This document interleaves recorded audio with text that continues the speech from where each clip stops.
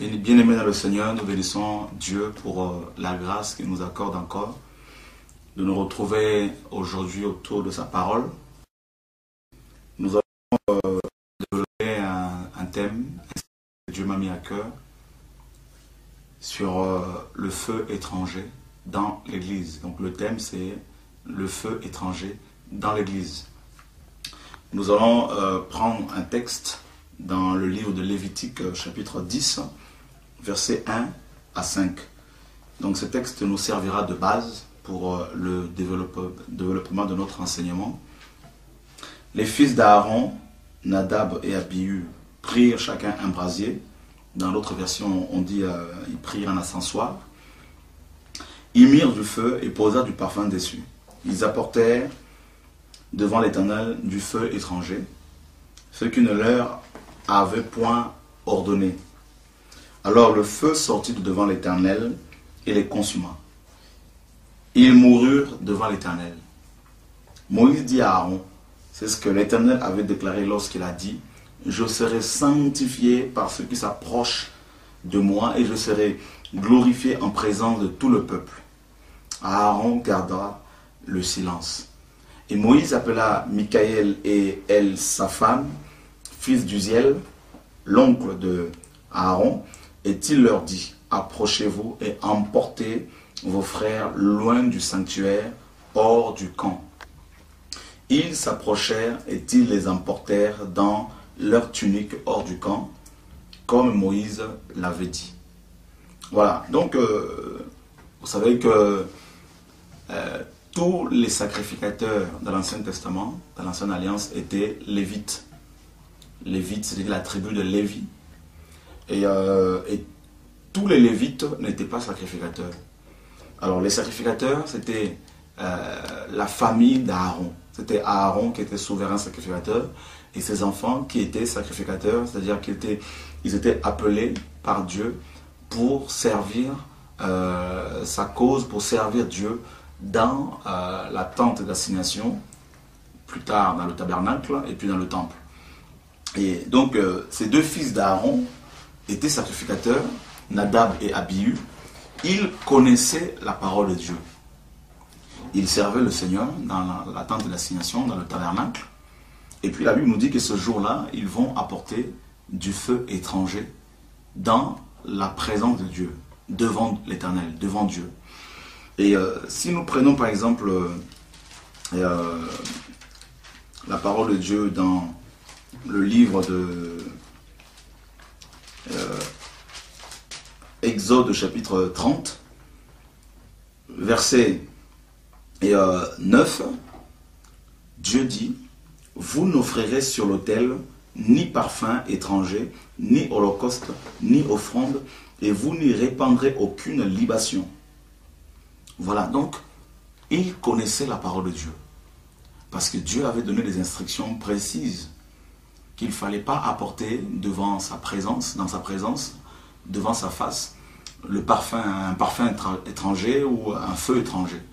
Donc, ces deux fils d'Aaron étaient avertis par le Seigneur. Ils connaissaient la parole de Dieu. Et rappelez-vous bien qu'ils étaient appelés par Dieu, ils étaient oints par Dieu et Dieu les a établis. Si vous prenez par exemple Lévitique chapitre 8, vous verrez que la Bible dit que l'Éternel parla à Moïse et dit, prends Aaron et ses fils avec lui les vêtements, l'huile d'onction, le taureau expiatoire, les deux béliers et la corbeille de pain sans levain, et convoque toute l'assemblée à l'entrée de la tente d'assignation. Au verset 13, Moïse fit aussi approcher les fils d'Aaron.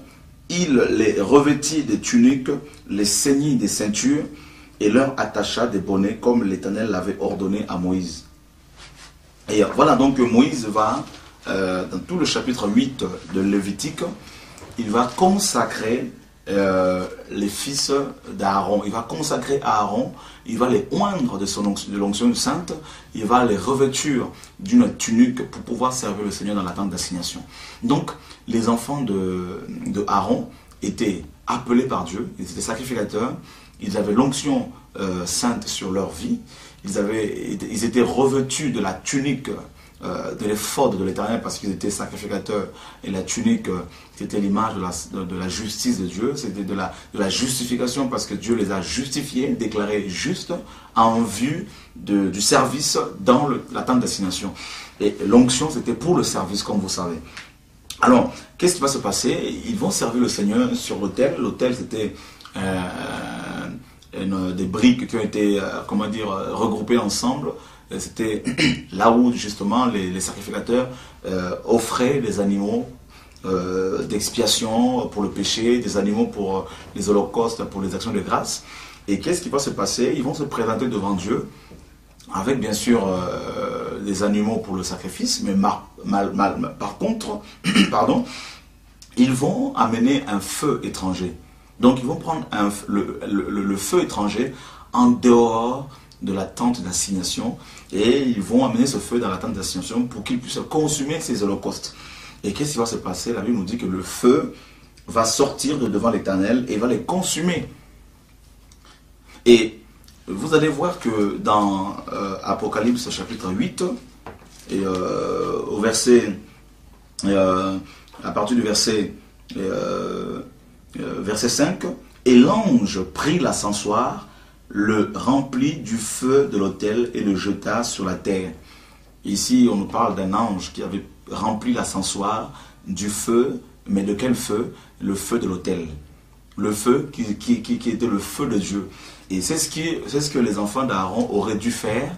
Ils auraient dû prendre le feu de l'autel, qui était le feu de Dieu. Mais au lieu de prendre ce feu, ils ont pris un feu étranger. Et Dieu les a consumés avec son feu, par son feu. Donc voilà ce qui s'est passé à cette époque. Et la Bible nous dit qu'ils étaient morts. Le feu étranger a amené la mort. Et donc ils étaient morts et ils ont été enterrés.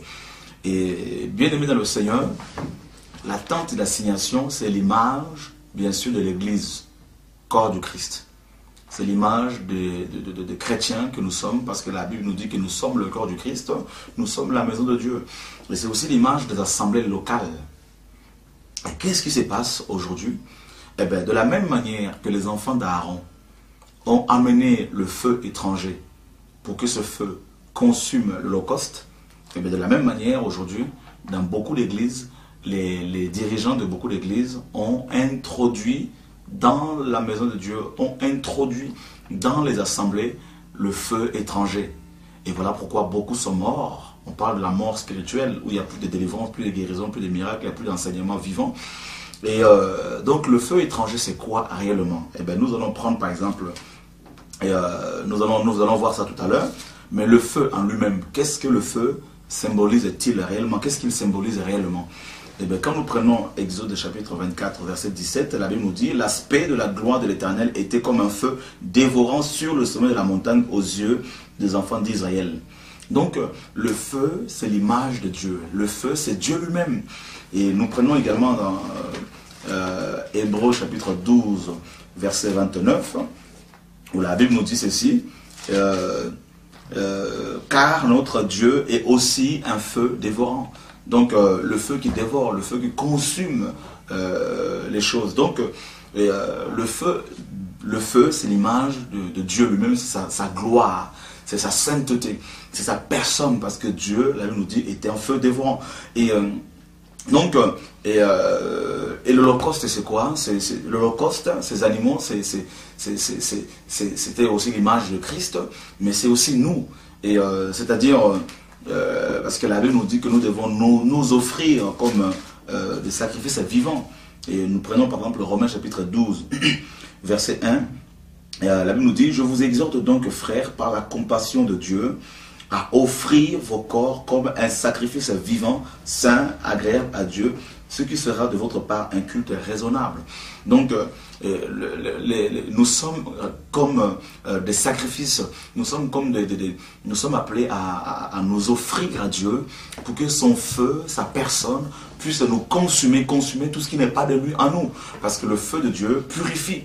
C'est vrai, dans la Bible, dans Nombre, Dieu demandait à ce que les choses soient, tout ce qui est or, tout ce qui est airain, tout ce qui est argent, soit sanctifié par le feu. Et quand nous lisons par exemple dans Nombre chapitre 31, Et au verset 22 à 23, l'or, l'argent, l'airain, le fer, l'étain et le plomb, tout objet qui peut aller au feu, vous le ferez passer par le feu pour le rendre pur. Voilà, donc le feu de Dieu est censé purifier les choses. Voilà, donc, voilà pourquoi il fallait que le feu de l'autel purifie, consume l'holocauste. Mais malheureusement, pour ces sacrificateurs, les enfants d'Aaron, ils ont pris le feu étranger. Donc, Dieu est un feu dévorant. Et en tant que feu, Dieu veut nous purifier. Son feu doit nous purifier, doit nous sanctifier. Et quand on amène un feu étranger, le feu étranger ne peut pas purifier les choses. Voilà pourquoi les enfants d'Aaron, la Bible nous enseigne que le feu est sorti de devant l'Éternel, le feu véritable, pour les consumer, pour les tuer. Donc, et on a vu dans Apocalypse 8 que l'ange de l'Éternel, qui est Jésus-Christ bien sûr, a pris l'ascensoir et il a mis dedans le feu qui était dans l'autel. Donc le feu qui était dans l'autel. Et donc au lieu de prendre le feu étranger, lui il a pris le feu qui était dans l'autel. Contrairement aux enfants d'Aaron qui eux ont pris un feu étranger. Alors maintenant le feu étranger c'est quoi? Nous avons vu que le feu véritable c'est Dieu lui-même. Et la Bible nous dit que ce Dieu est la parole. Donc le feu véritable d'abord, la définition du feu véritable c'est la parole de Dieu. C'est la vérité. Et rappelez-vous bien que l'Holocauste, c'est l'image de nous qui sommes, nous les chrétiens, qui doivent être purifiés par le feu véritable, par le feu de Dieu. Et donc, le feu véritable, nous avons vu que c'est Dieu lui-même, c'est aussi le côté parole de Dieu, le côté saine doctrine.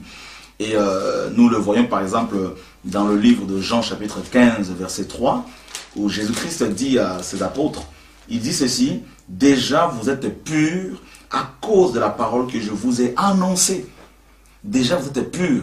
Il parle à ses apôtres qui avaient l'habitude d'écouter ses enseignements, de recevoir ses enseignements. Et plus on reçoit l'enseignement de Dieu, la véritable parole de Dieu, et plus on est purifié de son péché.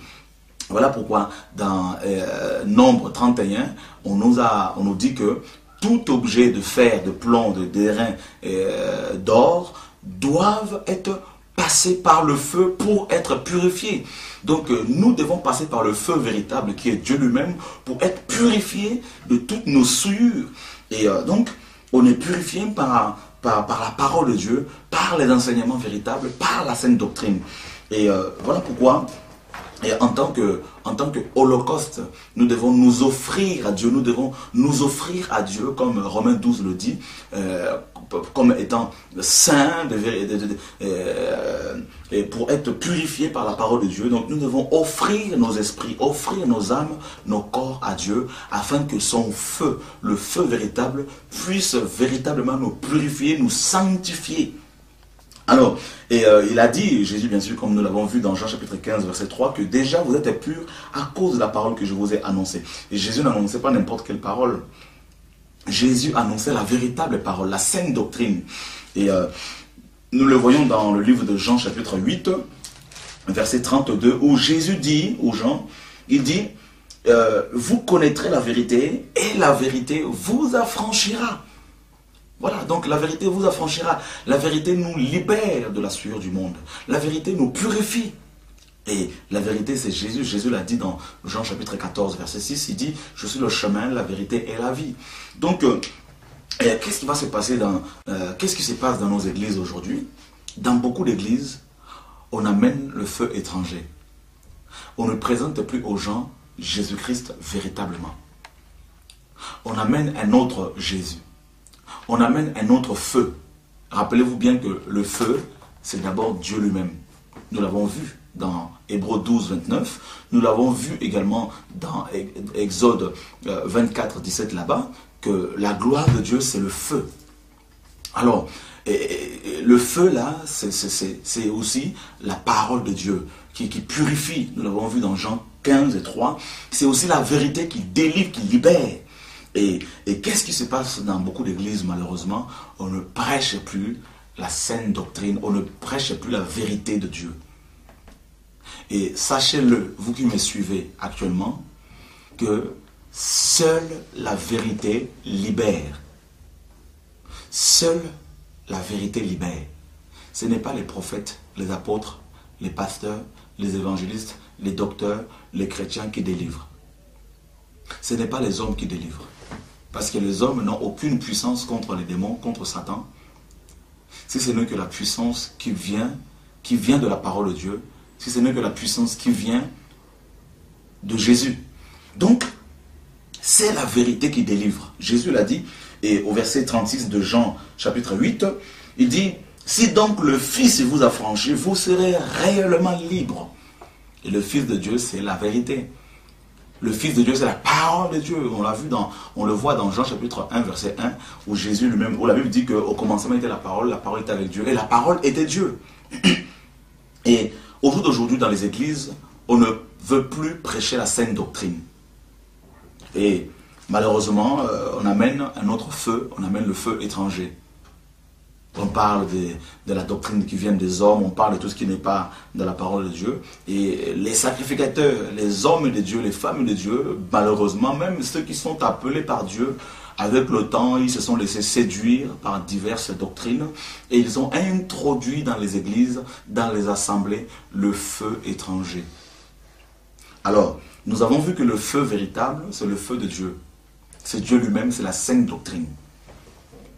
La saine doctrine, c'est toute doctrine qui élève Jésus-Christ. Tout enseignement qui se focalise que sur Jésus et rien que sur Jésus-Christ. Et c'est cette vérité qui délivre les gens. Vous qui me suivez, peut-être parmi vous, il y en a qui ont fait beaucoup d'églises. Mais est-ce que vous êtes vraiment libérés? Les hommes ne les délivrent pas. Aucune église ne les délivre.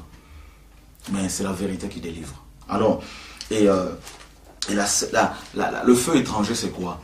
Eh bien, nous allons voir cela, ce que c'est le feu étranger. Vous allez vous apercevoir que peut-être que dans votre assemblée, eh bien, il y a le feu étranger qui est rentré et vous devez vraiment prier Dieu pour qu'il puisse délivrer votre assemblée au nom de Jésus-Christ de Nazareth. Alors, prenons la parole de Dieu. Nous allons comprendre ce que c'est le feu étranger. Et nous prenons 1 Timothée chapitre 4, verset 1er. Mais l'Esprit dit expressément que dans les derniers temps, quelques-uns abandonneront la foi pour s'attacher à des esprits séducteurs et à des doctrines des démons. La Bible parle ici des chrétiens. Rappelez-vous bien que les deux fils d'Aaron étaient sacrificateurs. Ils étaient appelés par Dieu. Ils avaient l'onction de Dieu. Ils étaient appelés par Dieu. Mais cela ne les a pas empêchés d'amener dans la maison de Dieu un feu étranger. Et ici, on nous dit que au temps de la fin, dans les derniers jours, eh bien, beaucoup de gens abandonneront la foi. Là, il s'agit des chrétiens, il ne s'agit pas des païens parce que les païens n'ont pas la foi. Les païens n'ont pas la foi. Et il s'agit ici des chrétiens qui, au dernier jour, dit la Bible, vont abandonner la foi. C'est-à-dire, ils vont abandonner le feu étranger, le feu de Dieu, pardon, ils vont abandonner le feu véritable, ils vont abandonner la saine doctrine, parce qu'ils ne vont plus avoir envie de suivre Dieu avec vérité, mais ils vont abandonner la foi pour s'attacher à des doctrines des démons et à des esprits séducteurs. Alors, c'est quoi les doctrines des démons? Nous allons le voir, parce que les doctrines des démons, c'est justement le feu étranger. Et nous prenons aussi 2 Timothée chapitre 4, à partir du verset 3. Paul dit, « Car il viendra un temps où les hommes ne supporteront pas la saine doctrine, mais ayant la démangeaison d'entendre des choses agréables, ils se donneront une foule de docteurs selon leur propre désir. » Verset 4, « détourneront l'oreille de la vérité. » Rappelez-vous que la vérité, c'est le feu de Dieu, le feu véritable.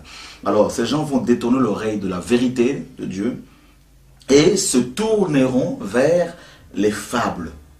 Voilà ce que Paul dit. Et peut-être que vous qui me suivez, peut-être que quand vous êtes convertis, vous aimiez la vérité, vous avez le premier amour, mais avec le temps, vous avez abandonné cela pour vous attacher à des doctrines de démons et des esprits séducteurs. Et Paul dit qu'il viendra un temps où les hommes ne supporteront plus la saine doctrine. Il va y avoir la démangeaison, c'est-à-dire les envies d'entendre des choses agréables, des choses qui plaisent aux oreilles, des choses qui nous font du bien. Et Paul dit, ils se donneront une foule de docteurs. Et c'est ce que nous sommes en train de voir aujourd'hui. Une foule de docteurs qui enseignent des choses pernicieuses, des choses agréables. Et parmi ces choses agréables, nous verrons tout à l'heure, il y a l'évangile de la prospérité. Ils vont enseigner au peuple de Dieu les choses agréables et les gens vont aimer ces choses-là. Ils vont aimer entendre ces choses agréables. Alors, le feu étranger, c'est les doctrines des démons. Eh bien, frères et sœurs, nous allons rentrer tout de suite dans ces doctrines des démons. Vous qui me suivez, vous qui aimez la parole de Dieu, vous qui aimez la vérité, ouvrez grandement vos oreilles. Rappelez-vous que nous parlons du feu étranger dans l'Église. Alors, nous parlons que le feu étranger, nous disons que le feu étranger, c'est l'image de fausses doctrines. Et que le feu véritable, c'est la vérité. C'est la personne de Jésus-Christ. C'est la sainte doctrine. Alors, nous prenons Apocalypse chapitre 1er au verset 9 jusqu'au verset au moins 20. Moi, Jean, votre frère, qui est part avec vous à la tribulation, au royaume et à la persévérance en Jésus. J'étais dans l'île appelée Patmos à cause de la parole de Dieu et du témoignage de Jésus. Je fus saisi par l'Esprit au jour du Seigneur et j'ai entendu derrière moi une voix forte comme le son d'une trompette qui disait, ce que tu vois, écris-le dans un livre et envoie-le aux 7 églises, à Éphèse, à Smyrne, à Pergame, à Thyatire, à Sardes, à Philadelphie et à Laodicée. Je me retournai pour voir quelle était la voix qui me parlait. Et après m'être retourné, je vis 7 chandeliers d'or.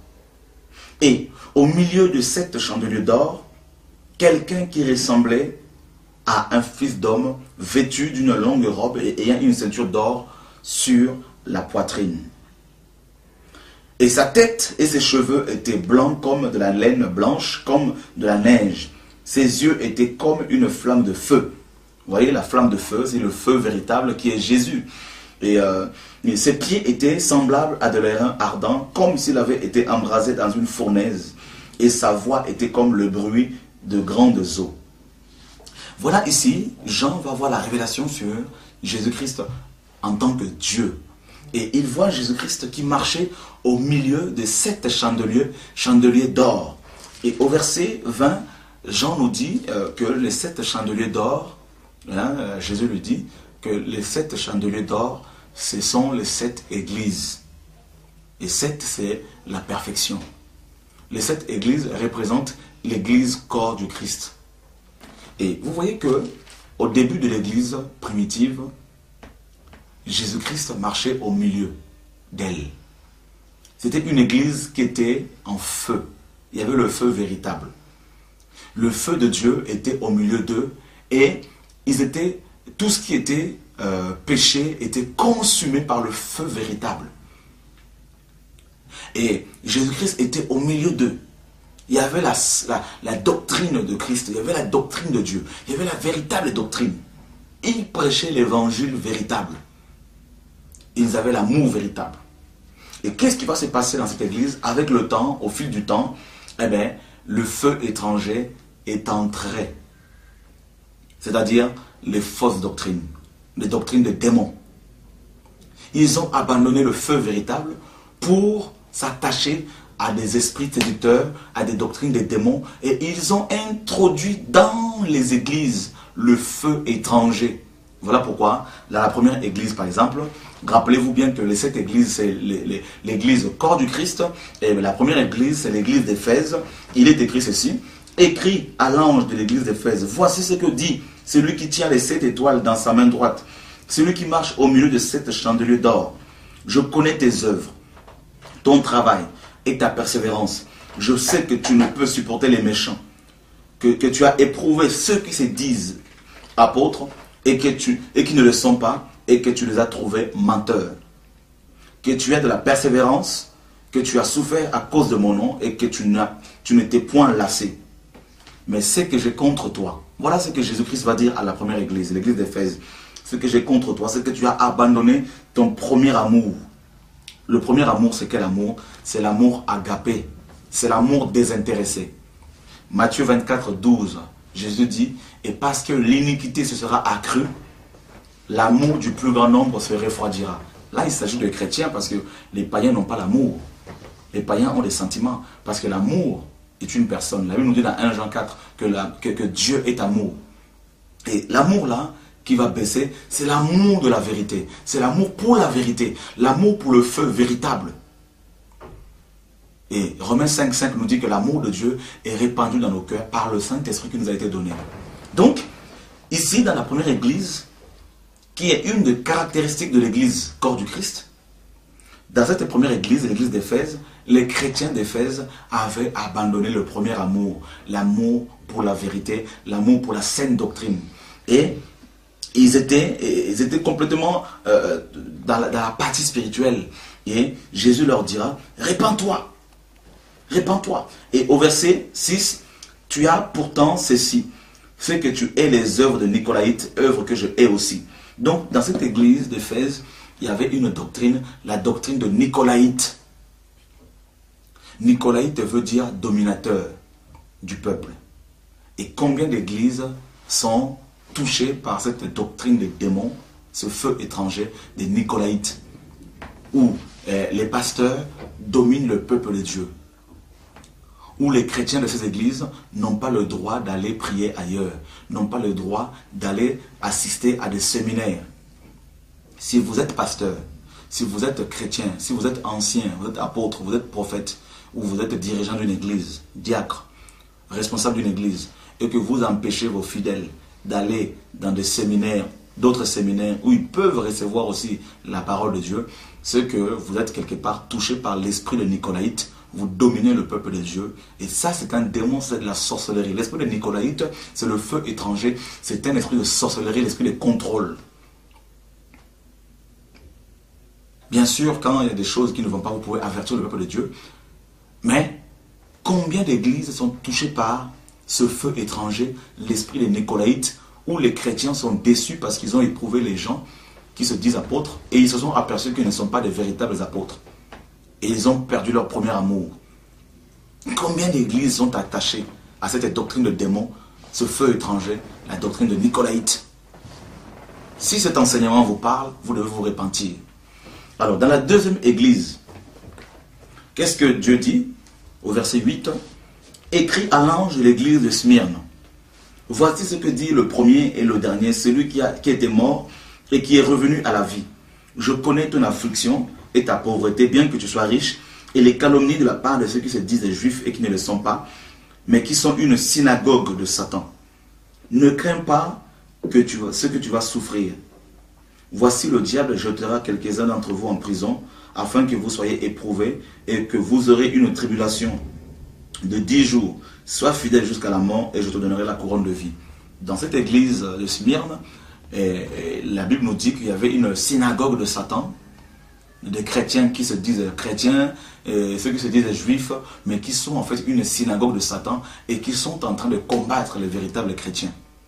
Combien d'églises, combien de chrétiens aujourd'hui combattent les véritables chrétiens parce que leur prêchent la vérité?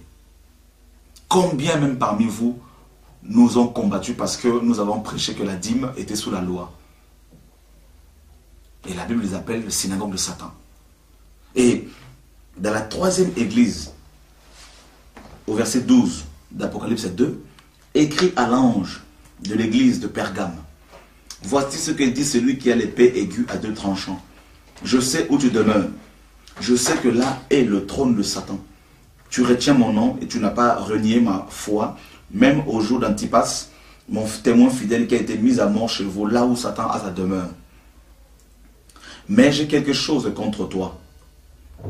C'est que tu as là des gens attachés à la doctrine de Balaam, qui enseignait à Balak à mettre une pierre d'achoppement devant les fils d'Israël pour qu'ils mangent des viandes sacrifiées aux idoles et qui se livrent à la débauche. De même, toi aussi, tu as des gens attachés pareillement à la doctrine de Nicolaïte. Vous voyez que dans 1 Timothée chapitre 4, verset 1er, Paul dit qu'à la fin de temps, l'Esprit dit expressément que quelques-uns abandonneront la foi pour s'attacher à des doctrines de démons et à des esprits séducteurs. Donc ici, Jean, l'apôtre Jean, qui avait le même esprit que Paul, il va dire que dans l'église de Pergame, il y avait 2 doctrines auxquelles les chrétiens de cette église étaient attachés. Ils ont abandonné le feu véritable pour s'attacher à des doctrines des démons. Et ces doctrines des démons, c'est d'abord, et il y en a plein. Nous voyons par exemple ici la doctrine de Nicolaïte, comme nous avons vu dans l'église d'Éphèse. Nicolaïte qui veut dire dominateur du peuple. Nous avons la doctrine de Balaam. Balaam veut dire celui qui dévore. Et bien Balaam, dans Nombre 23, si vous lisez son histoire, et Balaam était un prophète que Dieu avait appelé, mais Balaam a cherché les honneurs qui viennent des hommes. Balaam a cherché les acclamations des hommes. Balaam a cherché l'argent, l'or, les biens matériels, et il a voulu maudire le peuple de Dieu pour pouvoir s'enrichir. Il a vendu ses talents spirituels pour son enrichissement personnel. C'est une doctrine. Et combien d'églises sont touchées par l'esprit de Balaam? Et rappelez-vous bien que Balaam travaille avec le dieu Mammon, le dieu de l'argent. Combien de pasteurs, combien de prophètes que nous voyons aujourd'hui, combien d'apôtres, combien de docteurs sont touchés par l'esprit de Balaam? C'est une doctrine. Il y en a, Dieu les avait appelés véritablement, comme les fils d'Aaron. Mais ils n'ont pas voulu souffrir à cause de Jésus. Ils ont préféré plutôt les honneurs, les acclamations des hommes. Et ils ont abandonné la vérité et ils sont habités par des esprits, par l'esprit de Balaam. C'est un démon. Et c'est une doctrine après. Et combien de pasteurs, combien d'églises sont touchées par cet esprit de Balaam qui est vraiment le feu étranger? J'étais quelque part dans un pays en Europe. Une femme est venue me voir. Elle avait le sida. Elle me donne de l'argent dans une enveloppe. Elle me dit, mon frère, je te donne de l'argent, bâtis-moi un hôtel pour que je sois guéri de ma maladie. Je dis, mais qu'est-ce que tu me racontes là? J'ai refusé son argent, je lui ai dit, ma soeur, Matthieu chapitre 10, verset 8 à 10, nous dit que vous avez reçu gratuitement, donné gratuitement. Elle me dit, mais oui, mais elle a insisté, elle me dit, mais c'est ce qu'on nous enseigne dans nos églises, que si nous voulons la guérison, nous devons donner l'argent à l'homme de Dieu, et l'homme de Dieu va prier pour nous, nous allons recevoir la guérison. Alors j'ai commencé à pleurer. J'ai dit, mais c'est pas possible. C'est une doctrine de Balaam, c'est la doctrine de Balaam, c'est une doctrine démoniaque. C'est une doctrine démoniaque qui touche beaucoup d'églises. Beaucoup de pasteurs, beaucoup de prophètes, beaucoup d'apôtres, beaucoup d'évangélistes sont touchés par cet esprit qui est un esprit démoniaque qui n'a rien à voir avec la parole de Dieu. Et ces hommes enseignent aux chrétiens qu'ils doivent apporter l'offrande du prophète pour être guéris. Apporte l'offrande qui te coûte cher. Alors beaucoup de chrétiens aussi apportent des offrandes comme ça à leur pasteur pour recevoir la bénédiction. Alors, si dans votre église, on vous demande d'apporter l'offrande du prophète pour construire l'autel, afin que vous retrouviez votre don de prophétie ou don de vision, eh bien vous êtes un idolâtre, vous êtes dans le péché, vous devez vous repentir. Je suis parti en Martinique, une femme est venue me voir pour me dire qu'elle avait perdu son don de vision et elle en a parlé à 2 pasteurs. Et ces 2 pasteurs lui ont demandé de lui donner de l'argent, de faire une offrande du prophète, afin qu'il lui bâtisse un hôtel, afin de retrouver son don spirituel. J'ai dit à cette femme, tu es dans le péché, tu dois te repentir, parce que ces pasteurs ne peuvent pas te réclamer de l'argent afin que tu puisses retrouver tes dons spirituels. Ça, c'est la simonie. La simonie, c'est quoi? Vous vous rappelez dans Actes chapitre 8, lorsque Simon le magicien avait donné de l'argent, proposé de l'argent à l'apôtre Pierre et Jean, afin que ces derniers prient pour lui, pour qu'il puisse recevoir ce pouvoir, afin que si un jour il priait pour des gens, que ces gens reçoivent le Saint-Esprit. Pierre lui dit que ton argent périsse avec toi parce que tu as cru que le don de Dieu s'acquérait à prix d'argent. Vous qui me suivez, vous qui êtes pasteur, vous qui êtes apôtre, vous qui êtes prophète, vous qui êtes docteur, vous qui êtes évangéliste, vous qui êtes chrétiens, vous qui êtes anciens, diacres, responsables d'intercession, responsables de la chorale, si dans votre église, on vous réclame l'argent, l'offrande du prophète pour bâtir un hôtel, si on vous réclame l'offrande de réparation, les dons quelconques pour recevoir une bénédiction, si vous le donnez, vous êtes dans le péché. Et vous, pasteurs, vous qui réclamez ces offrandes-là, vous devez vous repentir. Dieu vous appelle à la repentance. Ne conduisez pas le peuple de Dieu dans l'égarement, parce que Dieu vous demandera des comptes par rapport à ces âmes. C'est l'esprit de Balaam. Et l'esprit de Balaam avait également touché les pharisiens. Et si nous prenons par exemple Jean chapitre 5, versets 43-44, « Je suis venu au nom de mon Père, et vous ne me recevez pas. Si un autre vient en son propre nom, vous le recevez. » Ça, c'est Jésus qui parlait aux pharisiens. Les pharisiens qui pensaient connaître la vérité. Le verset 44, il dit, « Comment pouvez-vous croire, vous qui tirez votre gloire les uns des autres, et qui ne cherchez point la gloire qui vient de Dieu ?»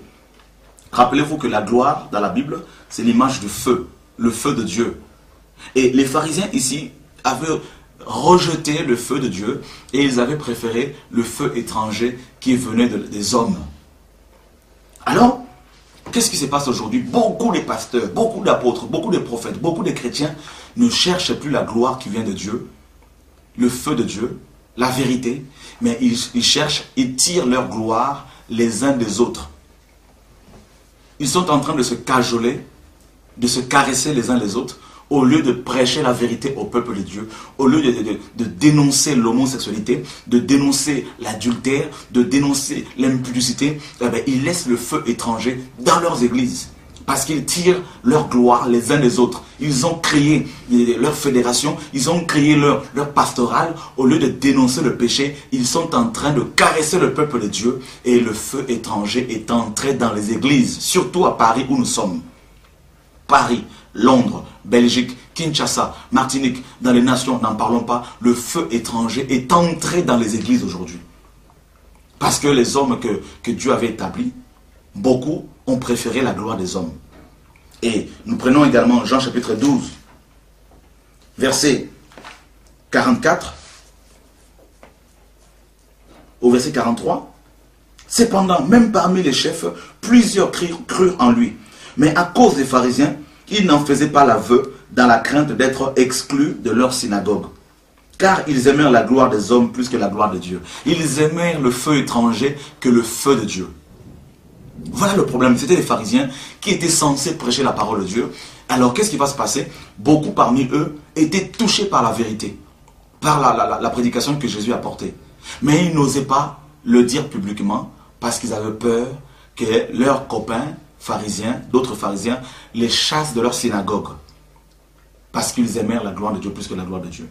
Et la synagogue ici, c'est l'image de tout ce qui est pastoral, qui n'est pas bâti sur la vérité. Tout ce qui est fédération, qui n'est pas bâti sur la vérité.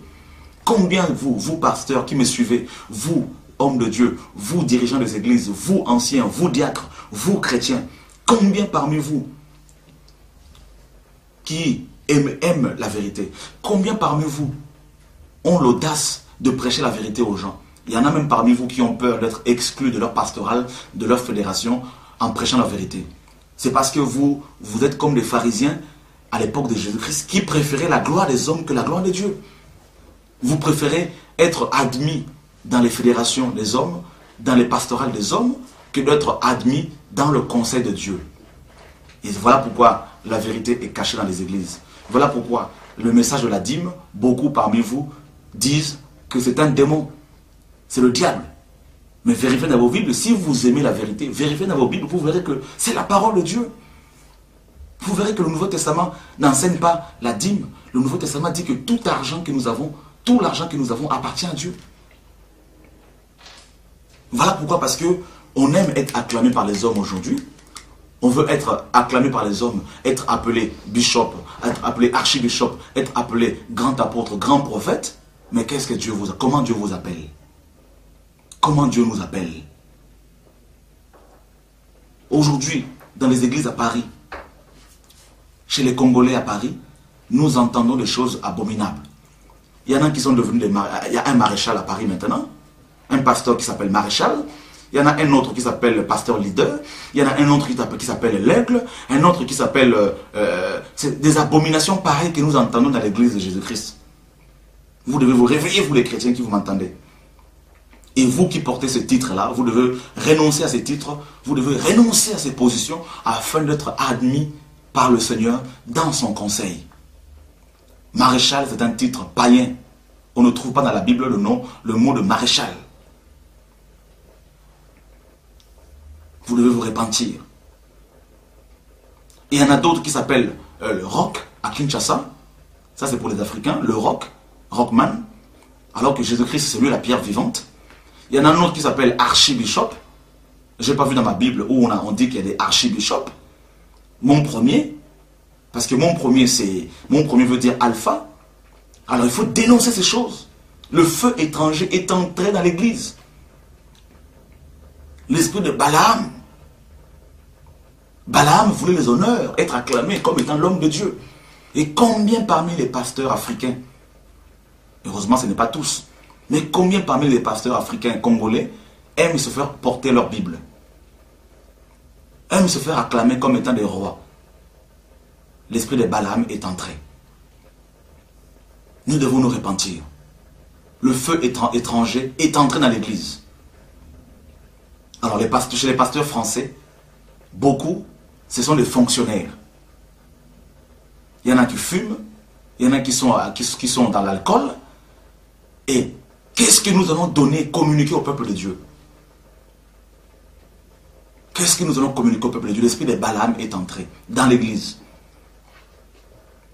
Nous utilisons notre position. Il y en a qui utilisent leur position, leurs titres, leurs appels pour s'enrichir. Il faut bénir l'homme de Dieu, il faut bénir l'homme de Dieu, il faut bénir l'homme de Dieu. Il donne des prophéties aux gens afin que les gens apportent l'argent. C'est l'esprit de Balaam. Il faut dénoncer ces esprits-là dans les églises, à Paris, à Londres, aux États-Unis, à Kinshasa, en Afrique, partout. Il faut dénoncer ces esprits-là. En Côte d'Ivoire, partout, il faut dénoncer. Ce sont les esprits de Balaam. Oui, il ne faut pas aller visiter l'homme de Dieu les mains vides.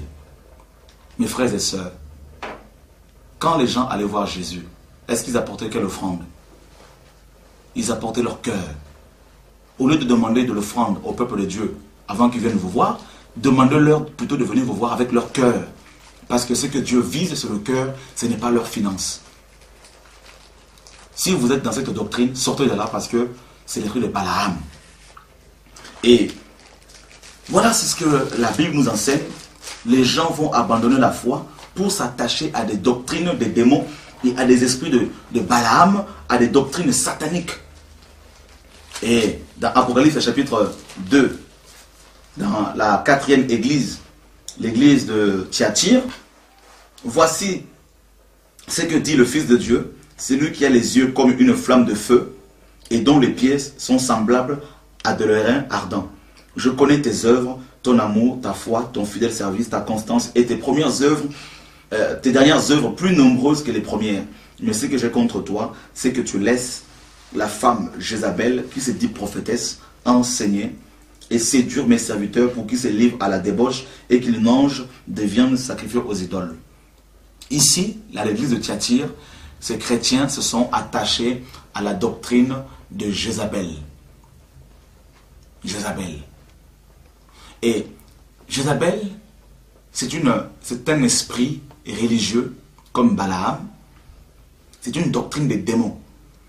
Et l'esprit de Jézabel est à la base du catholicisme romain et de toutes les fausses religions, toutes les religions démoniaques et toutes les sectes. Parce que Jézabel, elle se dit prophétesse. Un prophète, c'est celui qui parle de la part de Dieu. Combien de religions aujourd'hui disent avoir la vérité et qu'elle parle de la part de Dieu? Combien d'églises, combien de religions, combien de sectes? Alors, l'esprit de Jézabel, c'est un esprit qui tue les vrais prophètes et qui élève des faux prophètes. Vous connaissez l'histoire de Jézabel, la femme d'Akab. L'esprit de Jézabel, quand cet esprit rentre dans l'église, il commence par tuer les vrais prophètes, les vrais enseignements, et il va mettre en place des doctrines démoniaques c'est-à-dire la viande sacrifiée aux idoles. La viande sacrifiée aux idoles, c'est des faux enseignements. Les enseignements démoniaques. Rappelez-vous bien que Jésus-Christ, dans Jean 6, il dit, il demande aux gens de manger sa chair, qui est la vraie nourriture, et de boire son sang, qui est le vrai breuvage. Eh bien, Satan aussi vient proposer une viande sacrifiée aux idoles. Les idoles, c'est des démons. La viande sacrifiée aux idoles, c'est un autre Jésus. On le voit dans 2 Corinthiens chapitre 11. Dans 2 Corinthiens chapitre 11, Paul dit quelque chose. Il dit, toutefois, de même que le serpent séduisit Ève par sa ruse, je crains que vos pensées ne se corrompent et ne se détournent de la simplicité à l'égard de Christ. Car si quelqu'un vient vous prêcher un autre Jésus que celui que nous vous avons prêché, ou si vous recevez un autre esprit que celui que vous avez reçu, ou un autre évangile que celui que vous avez embrassé, vous le supportez fort bien. Voilà, c'est la viande sacrifiée aux idoles. Un autre Jésus, un autre évangile et un autre esprit. Et combien dans les églises aujourd'hui, on prêche un autre Jésus? Un Jésus qui demande de l'argent avant de guérir les gens, l'esprit de Balaam. Un Jésus qui dit que le divorce n'est pas un problème. Un Jésus qui dit que l'impudicité n'est pas un problème. Un Jésus qui dit que l'adultère, l'homosexualité n'est pas un problème. Mais quel Jésus vous avez reçu? Le Jésus de la Bible condamne le péché. Le Jésus de la Bible nous parle de l'amour. L'amour de Dieu, c'est le fait de fuir le péché. Voilà ce qui se passe. L'esprit de Jézabel dirige beaucoup d'églises. Et combien d'églises sont touchées par cet esprit de Jézabel, le feu étranger? Et toujours dans l'Apocalypse chapitre 2, le Seigneur il répand son église. Il répand son église. Les doctrines des démons sont entrées. Rappelez-vous bien que le feu étranger, c'est l'image d'abord, c'est d'abord l'image de la fausse doctrine ou des fausses doctrines. La doctrine de Nicolaïte, le dominateur du peuple. La doctrine de Balaam, ceux qui dévorent le peuple de Dieu, qui volent le peuple de Dieu. La doctrine de Jézabel, ceux qui utilisent la magie, ceux qui utilisent la sorcellerie pour prophétiser par Baal. Parce que Jézabel utilisait Baal. Hein? Vous lisez dans 1 Roi, chapitre 17, chapitre 18, 19. Il prophétise par Baal, c'est-à-dire les démons, les sorciers, la sorcellerie. Combien même des pasteurs sont dans la franc-maçonnerie, sont dans la Rose-Croix, même ici à Paris, qui ont été touchés à la sorcellerie pour prophétiser sur le peuple de Dieu, pour faire des miracles. Ils sont touchés par l'esprit de Jézabel. Et ils vont combattre les vrais prophètes, ils vont combattre ceux qui prêchent la vérité. Et l'esprit le feu étranger, c'est aussi le péché. L'esprit de matérialiste. Matérialisme, nous le voyons dans la 5e église, dans Apocalypse chapitre 3. Écrit à l'ange de l'église de Sardes. Hein? Voici ce que dit celui qui a les 7 esprits de Dieu et les 7 étoiles. Je connais tes œuvres, je sais que tu passes pour être vivant et tu es mort. Voilà, donc dans l'église de Sardes, c'est la mort spirituelle. Combien d'églises sont mortes spirituellement, complètement mortes? Et dans l'église dans la 6e église, c'est l'église de Philadelphie, une église fidèle à Dieu. Heureusement que Dieu a toujours un reste. L'église de Philadelphie, c'est l'église que Dieu seul connaît. Les vraies églises, les vrais chrétiens ne sont pas connus par les hommes. Il n'y a que Dieu qui le connaît. Parce qu'au jour d'aujourd'hui, il y a une confusion, une grande confusion dans les églises. On ne sait plus qui est qui. Et dans la 7e église, c'est l'église de Laodicée, c'est l'église matérielle, matérialiste, écrit à l'ange de l'église de Laodicée, voici ce que dit l'Amen, le témoin fidèle et véritable, le prince de la création de Dieu. Je connais tes œuvres, je sais que tu n'es ni froid ni bouillant. Puisses-tu être froid ou bouillant? Ainsi, parce que tu es tiède et que tu n'es ni froid ni bouillant, je te vomirai de ma bouche. Parce que tu dis, je suis riche, je me suis enrichi et je n'ai besoin de rien. Et parce que tu ne sais pas que tu es malheureux, misérable, pauvre et aveugle et nu, je te conseille d'acheter de moi de l'or éprouvé par le feu véritable, Vous voyez le feu qui doit éprouver les choses, d'après Nombre 31 que nous avons lu, le feu de Dieu qui doit sanctifier la vraie parole, qui doit purifier nos cœurs, qui doit purifier l'or, comme Jésus le dit ici, d'acheter de moi de l'or purifié par le feu, afin que tu deviennes riche et des vêtements blancs, afin que tu sois vêtu et que la honte de ta nudité ne paraisse pas. Et un collier pour oindre tes yeux, afin que tu vois. Voilà, l'église de Laodicée, c'est aussi beaucoup d'églises aujourd'hui, ça représente beaucoup d'églises aujourd'hui, qui se disent riches. C'est dans cette église de Laodicée, il y a un évangile qui est prêché, l'évangile de la prospérité. Vous savez, frères et sœurs, la vraie richesse, ce n'est pas la richesse matérielle. Parce que Jésus le dit ici, malgré leur richesse à l'église de Laodicée, il les appelle, il dit, vous êtes pauvres et nus. Donc la vraie richesse, ce n'est pas quand tu as une grosse voiture, une belle maison, des grosses chaînes en or, des grosses bagues, on dit si tu es un grand bishop. La vraie richesse, c'est la richesse spirituelle. C'est la crainte de Dieu. C'est la sanctification. C'est l'amour de Dieu. C'est l'humilité. C'est la simplicité. C'est ça la vraie vérité. La vérité de la parole de Dieu. C'est ça la vraie richesse. Donc, le feu étranger, les fausses doctrines sont entrées dans l'église. Les fausses doctrines, les enseignements qui élèvent les hommes de Dieu, les hommes de Dieu. Voici l'homme de Dieu, l'homme des miracles. Voici l'aigle de l'Éternel. Voici le rockman. Voici le maréchal. Voici le pasteur leader. Voici le archibishop. Tous ces noms-là qui impressionnent les gens au lieu de les délivrer. Et la Bible nous dit qu'il y a un seul nom qui est élevé au-dessus de tous les noms. C'est le nom de Jésus. Et seul ce nom sauve. La Bible nous dit dans Acte 4:12, aucun autre nom nous est donné sous le ciel par lequel nous devions être sauvés, si ce n'est que le nom de Jésus. Le nom d'archibishop, de l'aigle, de pasteur leader, de maréchal, ça ne sauve personne. Le nom qui sauve, c'est le nom de Jésus. Seul. Et qu'est-ce qui va se passer?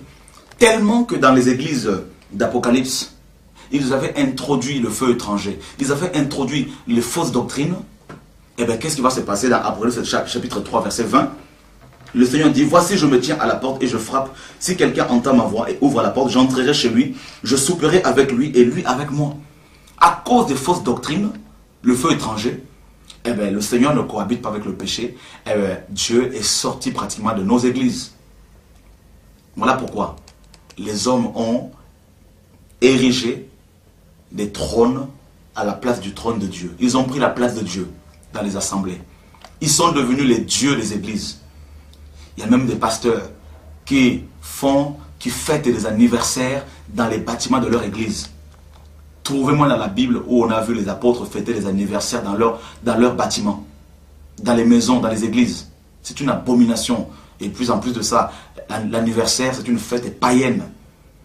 Dans la Bible, nous avons vu l'anniversaire de Pharaon, on a coupé la tête des chansons, de les chansons.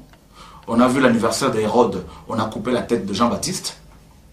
Hein? Donc les chansons étaient pendues lors de l'anniversaire de Pharaon.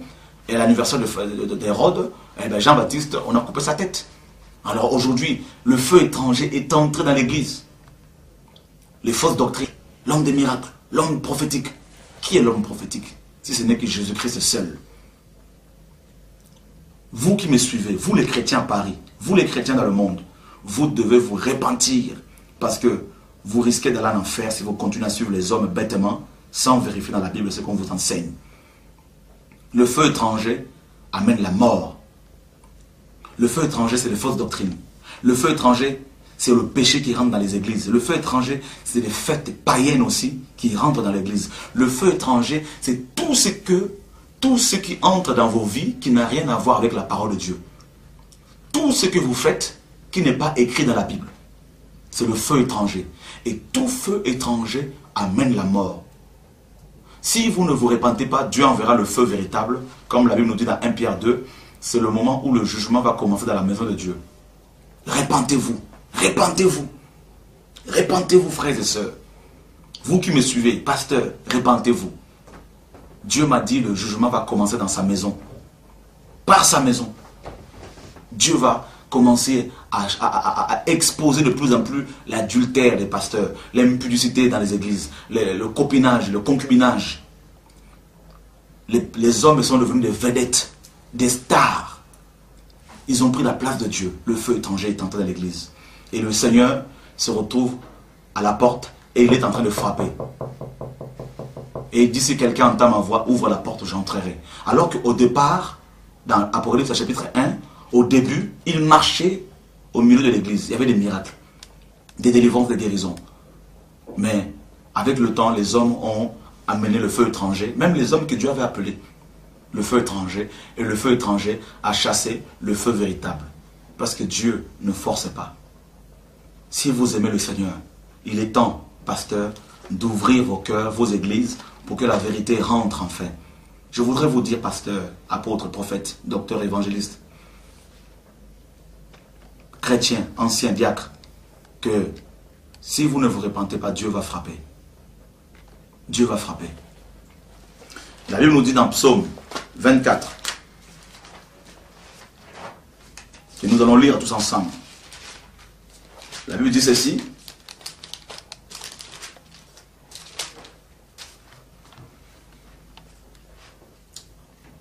À partir du verset 1er, Psaume de David, à l'Éternel, la terre et ce qu'elle renferme, le monde et ceux qui l'habitent, car il a fondé sur les mers et affermi sur les fleuves. Qui pourra monter à la montagne de l'Éternel? Qui se lèvera jusqu'à son lieu saint? Celui qui a les mains innocentes et le cœur pur. Celui qui ne livre pas son âme au mensonge et qui ne jure pas pour tromper. Il obtiendra la bénédiction de l'Éternel, la miséricorde du Dieu de son salut. Voilà le partage de la génération qu'il invoque, de ceux qui cherchent ta face, de Jacob. Porte, élevez vos linteaux. Élevez-vous, porte éternelle, que le roi de gloire fasse son entrée. Qui est ce roi de gloire?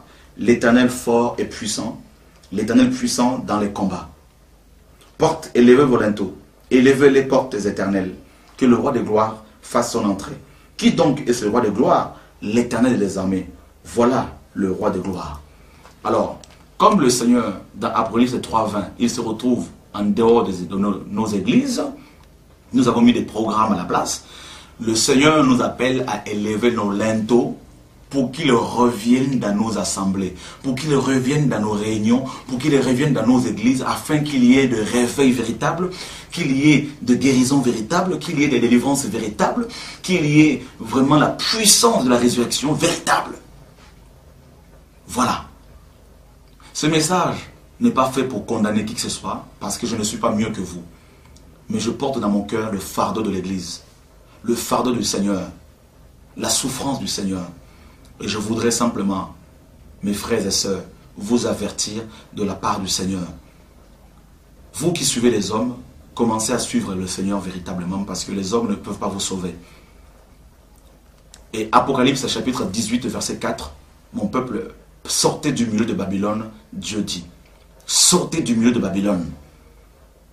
Si vous voulez aller au ciel, le temps est venu de vous repentir et de suivre la parole de Dieu. Sortez du milieu de Babylone. Repentez-vous. Vous, pasteurs, vous, apôtres, vous, prophètes, vous qui manipulez les hommes que Dieu vous a confiés. Repentez-vous. Abandonnez vos titres. Abandonnez vos titres. Et accrochez-vous à la parole véritable. Enseignez au peuple de Dieu le salut par le nom de Jésus-Christ. Enseignez au peuple de Dieu l'enlèvement de l'Église. Dites-leur que nous allons passer par la persécution qui arrive bientôt. Dites-leur que nous allons être enlevés dans les jours à venir. Nous sommes à la veille de l'éternité. Dites-leur que l'enlèvement de l'Église est bientôt.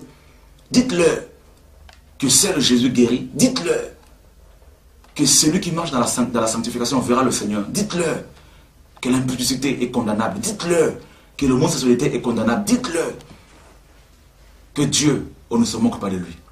Que ce qu'un homme aura semé, il le moissonnera. Dites-leur la vérité. Dites au peuple de Dieu à Paris, en France, en Europe, en Afrique, en Europe, en Australie, aux États-Unis. Dites au peuple de Dieu la vérité. Et pour finir, mes frères pasteurs, je voudrais que vous puissiez prendre avec moi un passage dans le livre de 1 Thessaloniciens, de Colossiens, pardon, chapitre 1, versets 27 à 28. Dieu a voulu leur faire connaître la glorieuse richesse de ce mystère parmi les païens, savoir Christ en nous, l'espérance de la gloire. C'est lui que nous annonçons. C'est Christ que nous annonçons, Jésus-Christ. Prêchez Jésus. Ne prêchez plus vos ministères. Ne prêchez plus vos voyages. Vos voyages, mes voyages, ne sauveront pas le peuple de Dieu. Ne prêchons pas nos ministères. Prêchons maintenant Jésus-Christ. C'est ça l'évangile. L'évangile du royaume qui est christocentrique. Exhortant tout homme et instruisant tout homme en toute sagesse afin de présenter à Dieu tout homme devenu parfait en Christ. Vous pasteurs, vous apôtres, vous prophètes, vous docteurs, vous évangélistes, vous qui dirigez les églises, vous les anciens, le peuple sur qui Dieu vous a établi, Dieu nous demande à leur prêcher Jésus et Jésus seul, à les instruire dans la sainte doctrine, à les exhorter dans la sainte doctrine, à demeurer ferme dans la vérité. Pourquoi? Parce qu'à la fin de temps, vous aurez des comptes à rendre à Dieu. J'aurai des comptes à rendre à Dieu. Nous allons présenter à Dieu toutes ces brebis devenues parfaites en Christ. Il faut qu'ils ressemblent, ces bien-aimés sur lesquels Dieu vous a établi, qu'ils ressemblent à Jésus-Christ à la fin de temps. Et s'ils ne ressemblent pas à Jésus, eh bien vous n'irez pas au ciel, je n'irai pas au ciel. Vous savez l'endroit où nous irons si nous ne faisons pas attention, c'est l'enfer. Croyez-moi, pasteur. Le Seigneur m'a amené dans le lac de feu. Il m'a fait visiter le lac de feu. Et j'ai vu beaucoup de pasteurs dans le lac de feu. Beaucoup de pasteurs, même beaucoup. J'ai vu tous les démons et le diable lui-même dans le lac de feu en train de consumer, de brûler. De brûler sans être consumé. Nous avons la lourde tâche de présenter la vérité au peuple de Dieu. Pasteur, je vous en supplie, Dieu vous aime, mais prêchez la vérité au peuple de Dieu. Vous qui êtes dans les fédérations où on ne prêche pas la vérité, dans les pastorales où on ne prêche pas la vérité, alors commencez à prier Dieu. Vaut mieux être rejeté des hommes, mais accepté par Dieu. Paul dit dans Galates 2,10, est-ce la faveur des hommes que je cherche ou celle de Dieu? Si je plaisais encore aux hommes, je ne serais pas serviteur de Dieu. Ne cherchez pas à plaire aux hommes. Ne cherchez pas à plaire à vos collègues pasteurs. Cherchez à plaire à Dieu. Prêchez la vérité. Prêchez au peuple de Dieu la vérité. Ce ne sont pas vos boutiques, les églises sur lesquelles Dieu vous a établi. Si Dieu vous a établi, et vous qui dirigez les églises aussi, si vous n'avez pas reçu un appel de Dieu, quittez ces responsabilités. Redevenez de simples chrétiens. Parce que vous aurez des comptes aussi à rendre à Dieu. Oui, je vous aime, je ne suis pas mieux que vous, mais Dieu me dit de dénoncer le péché dans les églises à Paris, de dénoncer les titres que beaucoup de pasteurs portent. Beaucoup de pasteurs commencent à faire ils commencent à avoir des meetings politiques dans Paris ici. C'est l'abomination que nous sommes en train d'assister ici. Beaucoup commencent à faire que de la musique. Si vous êtes un organisateur de concerts chrétiens, alors restez organisateur, quittez la responsabilité pastorale parce que ce n'est pas votre place. Parce que vous allez donner de la mort aux gens, aux chrétiens. Vous allez donner de coloquintes aux gens. Comme les fils des prophètes avaient donné de coloquintes aux gens. Et il y avait la mort dans le pot. Il aurait fallu que Élisée soit là. Voilà pourquoi Dieu suscite de plus en plus de gens avec l'onction d'Élie qui vont donner la farine. Mettre la farine dans le pot pour sanctifier le repas. Et vous qui m'écoutez, si vous êtes un organisateur de concerts chrétiens, restez organisateur. Si vous êtes diacre, alors faites votre travail correctement. Ne devenez pas leader d'une église si Dieu ne vous a pas appelé. Dieu me montre beaucoup de pasteurs à Paris qui ne sont pas appelés par Dieu. Beaucoup de pasteurs à Kinshasa, beaucoup de pasteurs aux Antilles que Dieu n'a pas appelés. Et je vous en prie, ne mourrez pas bêtement parce que vous avez affaire à l'éternité. Repentez-vous. Dieu ne vous condamne pas. Si vous vous repentez, Dieu va vous restaurer. Que Dieu vous bénisse. Vous qui avez cette cassette, ou ce CD, ou ce DVD, faites-le passer aux autres afin que ce message soit communiqué à tous les chrétiens. Nous sommes à la veille de l'éternité, à la veille de l'enlèvement de l'Église. Le Seigneur, notre Dieu, revient bientôt nous délivrer de ce monde des ténèbres.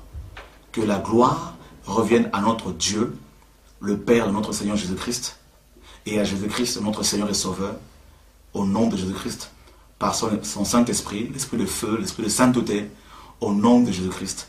Soyez tous bénis, je vous aime, dans le nom du Seigneur, Église de Christ à Paris, Église de Christ en France, Église de Christ en Europe, Église de Christ dans les nations. Soyez bénis tous au nom de Jésus-Christ de Nazareth. Amen.